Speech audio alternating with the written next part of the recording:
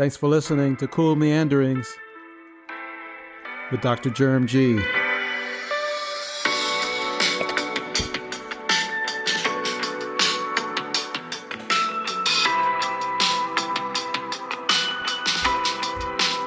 Welcome back to Cool Meanderings with Dr. Germ G. Let me tell you something. I am finally recovering from watching Spiderman Brand New Day last night. Wow. This was a movie, you know, I'll have to say. Destin Daniel Cretton, director, really nailed it. It is definitely the best movie I've seen since July of 2008 when The Dark Knight came out. And that's not hyperbole. That's my opinion, of course, but to me, it's the best movie since then. And as you can imagine, there have been a lot of movies in the MCU since 2008. That's when we got Iron Man in May of 2008. But I do think not only is this the best Spider-Man movie, it's the best movie in the MCU. It's the best comic book movie with the exception of The Dark Knight, in my opinion. Why is it the best? Because the action, the story, the action, it was all compelling. All the threads connected in a way that I didn't expect. I didn't anticipate. The performances were fantastic. Even the smaller roles, it all fit so seamlessly. I mean, obviously, Tom Holland was a fantastic Spider-Man. I was stunned at how well John Bernthal's Frank Castle, a.k.a. The Punisher, fit into this movie. And, you know, when I first heard that The Punisher would be in the movie, I was like, I don't know, man. I mean, because the Punisher's character, you know, this was before the Punisher special presentation, but even with the special presentation, I just tried to imagine that character fitting in Spider-Man's universe. But it totally worked. It totally worked. I couldn't believe it worked. And then you have Mark Ruffalo's, you know, Bruce Banner, Hulk. Oh my God. I don't know how, but it worked. I mean, it worked so seamlessly. The story, which picks up from Spider-Man No Way Home. I don't think that's too much of a spoiler. I think you have to watch that movie in order to appreciate the plot in this one. And I don't think that's a huge ask. I think that's a reasonable ask. I do. It worked. I mean, it was stunning. The script, the way the movie came together was stunning. I loved Sadie Sink's character. I loved how important it was to the plot. I loved her interplay with Spider-Man and with Trammell Tillman's William Metzger, who ran the Department of Damage Control. Wow. Oh my God. What I will say is that for me, what makes this movie the best, there are three things. One, definitely the story. The story, the way the story unfolds, it really ties so many things together. The trailers, thankfully, don't give the movie away. It's a story that captivates you from start to finish. There were no lull moments for me, and there were some. You know, the story has some. It has some moments where it is emotional, and some of the things, the messages that the director's trying to convey were meaningful, and they were deeper than I would have anticipated for a Spider-Man movie, and it worked. I mean, it landed in a great way, and I think the way that they figured out the connection between Peter and MJ and Peter and Ned, I think was very clever. I like that too. Yeah, so like. So the story, there is this bigger issue, this bigger villain, right, that is driving the movie. But then there's also the story, of Peter trying to reconcile his new life after No Way Home, and what that means for him personally, and it's really awesome. And to see how Frank Castle and Bruce Banner fit into that. It was amazing. Oh man, I'm so glad I'm so glad with the way the movie fleshed out. The story to me was perfect. It was fitting. There was enough realism, enough of a connection to No Way Home, but also gives you a sense that the movie is set apart from whatever else is happening in the MCU, which is great. So that to me, so the story was one. I think two, the action. There was so much action interwoven into the film from start to finish that, yes, there were some emotional moments, but they were, to me, inserted into the film at just the right moments. But there was so much action that you just when you thought that things were quiet, and boom, another big another big moment in the film comes. And I know I'm being vague because I don't want to give anything away, but definitely I would say that Spider-Man's action scenes are very much tied to what the trailer implies, and that's the changing of his powers. That's definitely tied to it. But there's more going on with that. Obviously, with all the villains, some of the villains that were advertised, and then these two bigger villains that you don't really get to see until you watch the film. Yeah, it was great. It was great. I would say my favorite part of the movie in terms of action was the part where Spider-Man was being toyed with by this villain, where he couldn't quite figure out how to solve that puzzle. There's a part in the movie where this villain is playing mind games with him, and it's really awesome to watch because it really tests. Not only does it test Spider-Man physically, but it tests him emotionally and psychologically at a moment when he's weak, when he's really grappling with the grief of his new reality. So it's really good. It's really good. Oh, and the third part of the film that I really liked, I think the third part of the film that I liked, oh man, I think it has to be the fact that it is, I think the emotional components of the film land in a way that there are times in the movie where you don't, like, you almost forget that it's a Spider-Man movie, like it's a superhero movie, because obviously the Spider-Man is central to whatever's happening in the movie, but there are some relationships that get highlighted in this film, and the way that they're delivered, the way the script is, the way the actors deliver that part of the film, it's so believable. It's so believable. Oh, and one other thing that I really loved. The scenes where Spider-Man is swinging throughout the city. It felt like you were swinging with him at times.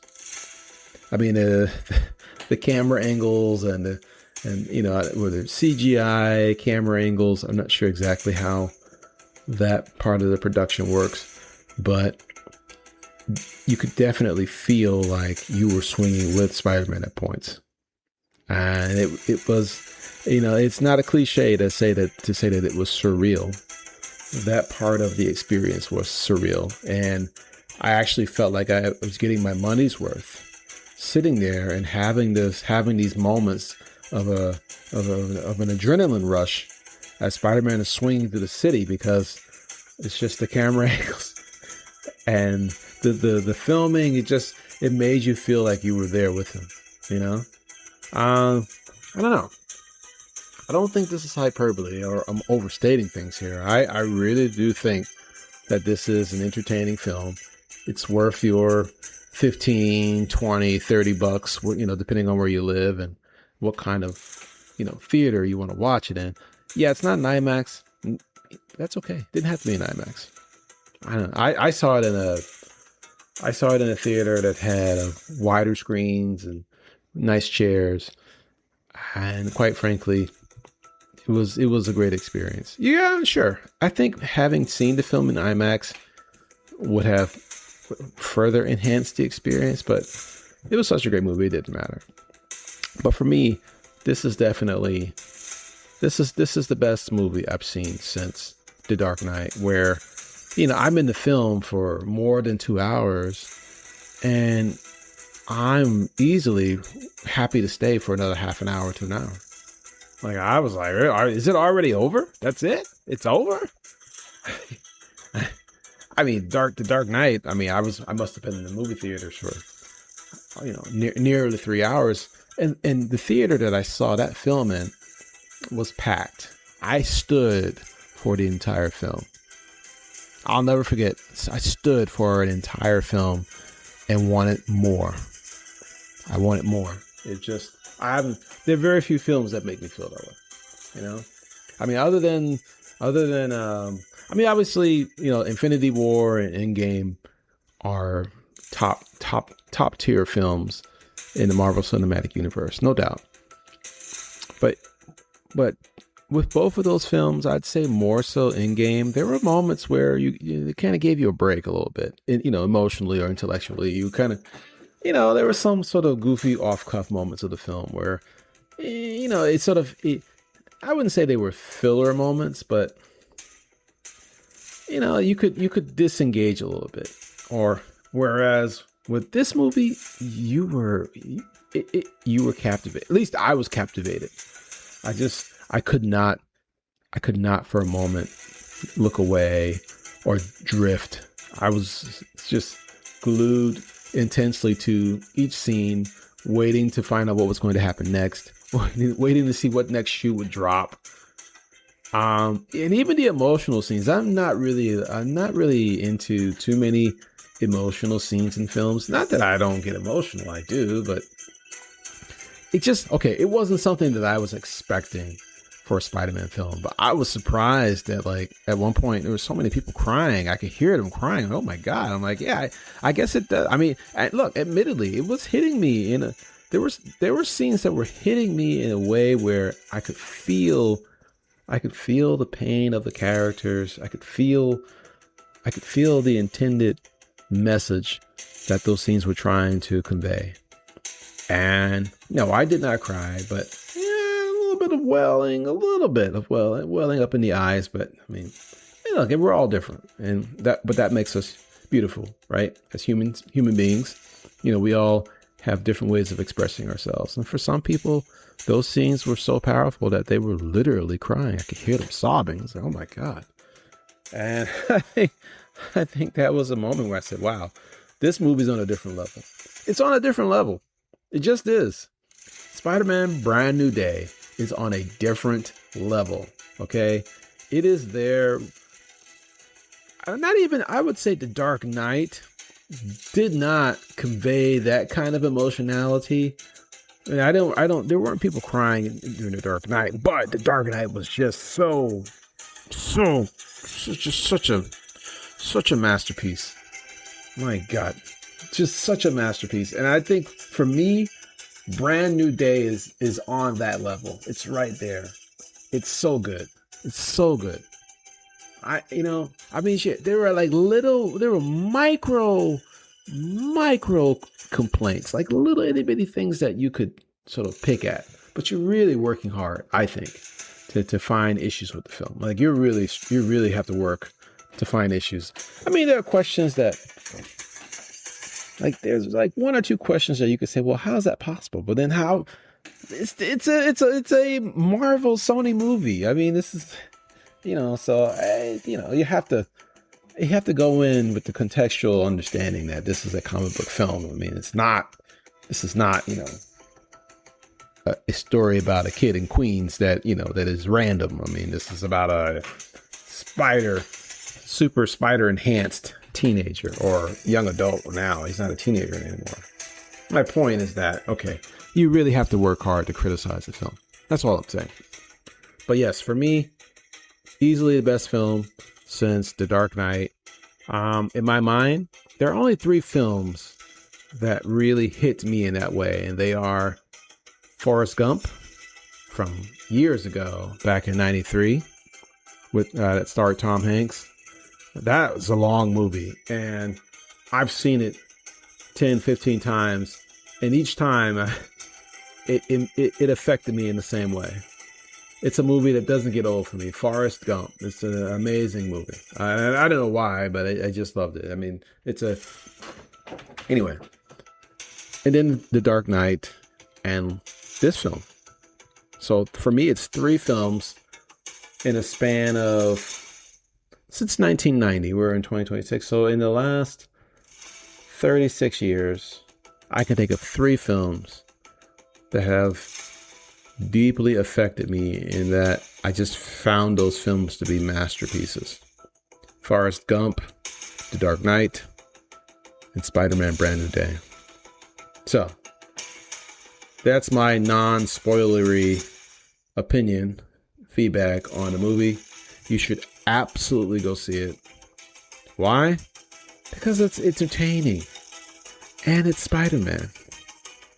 It's entertaining. It's captivating, and it's Spider-Man. You can't go wrong. You can't go wrong. The only downside, I would say, the only downside of this movie is what it means for Avengers Doomsday. I'm going to see Avengers Doomsday, but I don't have high expectations now, because I don't see how Avengers Doomsday is going to top this film. I mean, this film is just, wow. This is a home run. It's a home run. The acting, the writing, the filming, it's a home run. And I don't think Avengers Doomsday will achieve that, just based off of the trailers and what we know about the film. I think it's going to be good. I think Avengers Doomsday will be a good continuation of the Marvel Cinematic Universe and will set us up for the soft reset that they're calling it. But it's not on this level. No, it won't be on this level. And that's okay. It's going to make its money. But this is a classic film. I mean, just think about how great Spider-Man, that's the amazing part. Think about how good Spider-Man No Way Home was. And maybe Spider-Man No Way Home was a little bit overrated. You know, maybe there were more issues with that film than we want to admit. But for me, I thought Spider-Man No Way Home was like, oh my God, this is, what a way to cap that trilogy with the Tom Holland films. And this movie completely blows away Spider-Man No Way Home. I mean, completely. Brand New Day. It takes Spider-Man No Way Home and brings the Spider-Man franchise to a whole different level. I love the Spider-Man.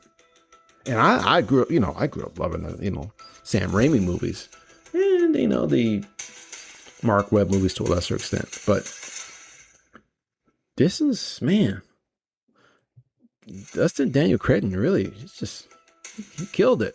This is great. So definitely go see it. Get some popcorn, get a drink, relax, enjoy, and go see it again if you want. I just might myself. So that's all I've got. Hey, I want to send a special thanks to my listeners. I've been keeping track of the demographics for my listeners, and it seems I've got some fans in Ashburn, Virginia, and Tokyo, Japan.